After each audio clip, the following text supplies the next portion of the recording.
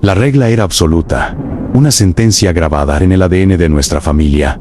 Ese crucifijo de madera de ébano, desgastado por décadas de sudor y rezos, debía colgar en el clavo oxidado de la puerta trasera antes de que el último segundo del jueves muriera. Especialmente en Semana Santa, mi abuela, una mujer cuya piel parecía el mapa de un mundo olvidado, y cuyos ojos retenían la sabiduría de quienes han visto a la muerte a la cara, y no han parpadeado, me lo repetía, con una urgencia que rayaba en el pánico contenido.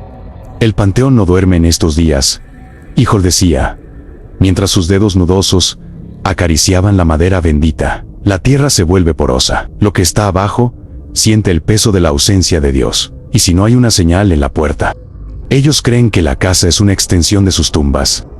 Nuestra casa no solo estaba cerca del cementerio, era su frontera física. La barda trasera de piedra volcánica se interrumpía por una reja de hierro forjado que daba directamente a las primeras filas de lápidas, muchas de ellas tan antiguas que los nombres habían sido borrados por la erosión. Vivir ahí era acostumbrarse al olor a flores podridas, al graznido de los cuervos y a un silencio que no era paz, sino una espera tensa. Aquel Viernes Santo de 2009, el silencio se rompió. Mi abuela murió en una cama de hospital a las 3 de la tarde, justo cuando, según la tradición, el cielo se oscureció sobre el Gólgota. Su partida dejó un vacío que no olía a santidad, sino a miedo puro. Mis padres, consumidos por la logística de la tragedia, actas de defunción, agencias funerarias, llamadas a parientes lejanos, nos dejaron a mi hermana mayor, Elena, y a mí solos en la casa. Tenían que terminar los trámites para que el cuerpo pudiera ser velado al día siguiente. No abran a nadie, dijo mi padre, con los ojos inyectados en sangre por el llanto y el cansancio. Regresaremos antes de la medianoche. Pero la medianoche llegó primero. Estábamos en la sala, con el televisor encendido, en un canal de noticias que no escuchábamos. El volumen estaba bajo, creando un murmullo de fondo que intentaba, sin éxito, ahogar los crujidos naturales de una casa vieja que parecía estar quejándose por la pérdida de su dueña. Elena estaba sentada en el extremo del sillón, abrazando sus rodillas, con la mirada perdida en el pasillo oscuro que conducía a la cocina y, más allá, a la puerta del patio. Yo miraba el reloj de pared. Las 11:45 p.m. El crucifijo estaba ahí, sobre la mesita de centro, donde mi madre lo había dejado tras traerlo del cuarto de la abuela. Su barniz oscuro brillaba bajo la luz mortecina de la lámpara. Sentí un impulso de levantarme y cumplir el ritual, pero el dolor me tenía anclado. Era una mezcla de rebeldía y aturdimiento. ¿Por qué seguir las reglas de alguien que ya no estaba? ¿Por qué temer a los muertos cuando la muerte ya se había llevado lo que más amábamos? Deberías ponerlo, susurró Elena, sin mirarme. Es solo una superstición, Ellen. Ella ya no está. No va a pasar nada. Me arrepentí de esas palabras en cuanto terminaron de salir de mi boca. Fue como si hubiera lanzado un desafío al aire denso de la habitación. A las 12 en punto, el televisor parpadeó. La imagen se distorsionó en una lluvia de estática gris y un siseo agudo que me hizo doler los oídos. Al mismo tiempo, un sonido metálico viajó desde el patio trasero, atravesando las paredes de piedra con una claridad aterradora. Clen, fue el sonido de un pestillo de hierro siendo golpeado desde afuera. Elena y yo nos congelamos. Mis pulmones se negaron a absorber aire. Ese sonido solo podía significar una cosa. Alguien estaba en la reja del panteón. Papá y mamá entrarían por el frente, dijo Elena, su voz apenas un hilo de terror.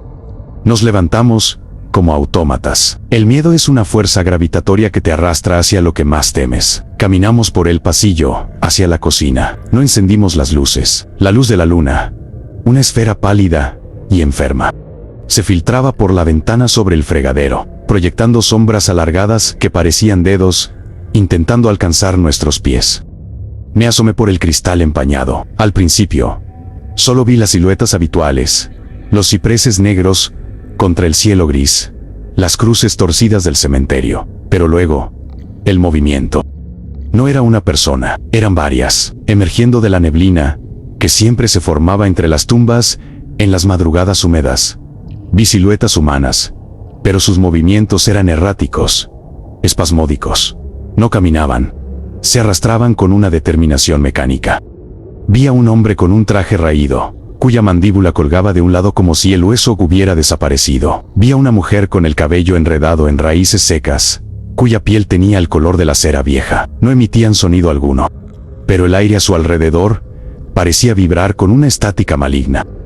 La reja del panteón, esa que siempre manteníamos con doble candado, estaba abierta de par en par. Las bisagras chillaron, un lamento agudo que cortó la noche. Las figuras entraron al patio. Eran 5, 6. No, eran más. Una procesión de sombras sólidas que se dirigían directamente hacia nuestra puerta trasera. El crucifijo, gritó Elena, rompiendo su parálisis. Corrí hacia la sala. Mis pies pesaban como si corriera a través del lodo. Tomé la madera bendita. Estaba helada, más fría que el hielo. Regresé a la cocina justo cuando el primer golpe impactó la puerta de madera. No fue un toque, fue un impacto sólido, seco, como si un tronco pesado hubiera golpeado la estructura. La puerta vibró, y el polvo del techo cayó sobre nuestras cabezas. Ponlo ya, chillaba Elena, retrocediendo hacia estufa. Llegué al marco de la puerta. Mis manos temblaban tanto que casi dejo caer el crucifijo.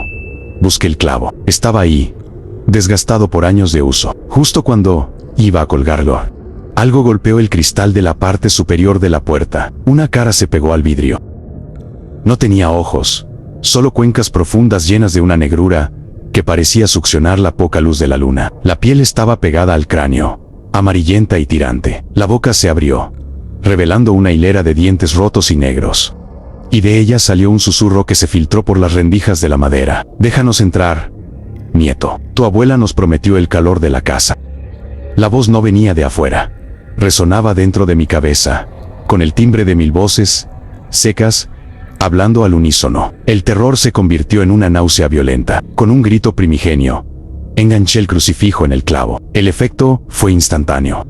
Un alarido colectivo, un sonido que no pertenecía a este mundo, estalló en el patio. Fue como si miles de láminas de metal se estuvieran desgarrando al mismo tiempo. Las figuras que se agolpaban contra la puerta retrocedieron violentamente, como si la madera hubiera comenzado a arder con un fuego invisible. Pero no se fueron.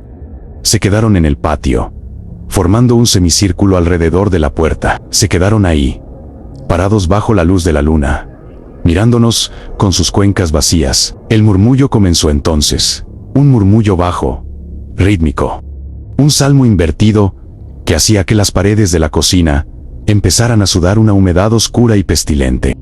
Elena y yo nos abrazamos en el suelo, debajo de la mesa de la cocina. No nos atrevíamos a mirar, pero los sonidos eran inevitables. Escuchábamos uñas largas rasguñando la piedra de la casa, buscando una grieta, un error, un descuido. Escuchábamos sus voces llamándonos, usando los nombres de nuestros familiares muertos, intentando tentarnos para que rompiéramos el sello de madera y ébano. Elena, asómate. Soy yo, tu tía Carmen. Hace tanto frío aquí afuera. Mi hermana sollozaba, tapándose los oídos con tanta fuerza que sus nudillos estaban blancos. Yo miraba el reloj de la cocina. Las 12:45 am. Faltaba una eternidad para el amanecer. Durante las siguientes 2 horas, el asedio se volvió psicológico. Los seres afuera empezaron a imitar el sonido de mis padres llegando. Escuchamos el motor del coche, el chirrido de la puerta principal, las voces de mi padre llamándonos desde la sala. Niños, ya llegamos, abran la puerta trasera. Se nos olvidaron las llaves. Elena hizo amago de levantarse, pero la sujeté con fuerza. No son ellos, Ellen. Escucha bien. Si prestabas atención, las voces tenían un matiz metálico, una falta de alma detrás de las sílabas. Eran ecos muertos rebotando en el vacío. A las 3 am, la hora del muerto, la presión alcanzó su clímax. El crucifijo en la puerta empezó a vibrar. El clavo, viejo y oxidado, comenzó a doblarse hacia abajo, bajo un peso invisible. La madera de la puerta empezó a astillarse desde afuera, como si cientos de insectos gigantes estuvieran royendo la superficie. No va a aguantar, gritó Elena. Me levanté y, en un acto de desesperación pura, puse mis manos sobre el crucifijo, presionándolo contra la puerta con todo mi peso. Sentí el frío de la muerte atravesar la madera y subir por mis brazos. Mis uñas empezaron a ponerse moradas. Vi cómo el crucifijo empezaba a sangrar una sustancia negra y espesa que olía a tierra de tumba. Cerré los ojos y empecé a rezar. No oraciones de iglesia, sino los fragmentos de las letanías que mi abuela susurraba en las noches de tormenta. Sangre de los antiguos, tierra que devora, no cruces el umbral, no entres en la hora. El aire en la cocina se volvió tan denso que era difícil respirar. Sentía garras invisibles tirando de mi ropa, intentando apartarme de la puerta. El cristal se rompió, y un brazo gris, largo y sin piel, entró por el hueco, buscando mi cuello. Sus dedos eran fríos como el mármol de una cripta. Justo cuando sentí que mis fuerzas cedían, cuando el clavo estaba a punto de saltar y la puerta de abrirse al abismo, un rayo de luz blanca atravesó la ventana. No era el sol, eran los faros del coche de mis padres entrando por el callejón lateral. El sonido del motor real, el olor a gasolina y el movimiento de la luz actuaron como un exorcismo. El brazo gris se retrajo con un chillido de dolor. Las sombras en el patio se disolvieron en la neblina, como si nunca hubieran tenido sustancia. La reja del panteón se cerró de golpe con un estruendo que hizo vibrar los cimientos. Cuando mis padres entraron por la puerta del frente, nos encontraron en la cocina, cubiertos de sudor frío y polvo. Mi padre corrió hacia nosotros, pero se detuvo en seco al ver la puerta trasera. Estaba marcada por cientos de surcos profundos, como si una manada de lobos hubiera intentado entrar.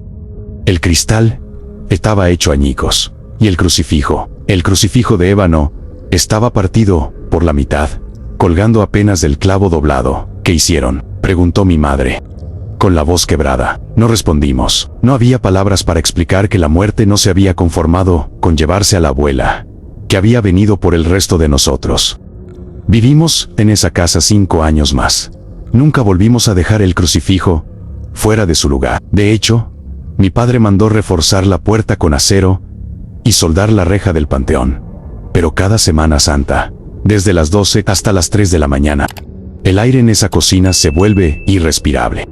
Y a veces, si el silencio es lo suficientemente profundo, todavía puedo escuchar el rasguño de uñas muertas contra la madera, recordándome que el olvido es una invitación los habitantes del panteón nunca dejan de aceptar.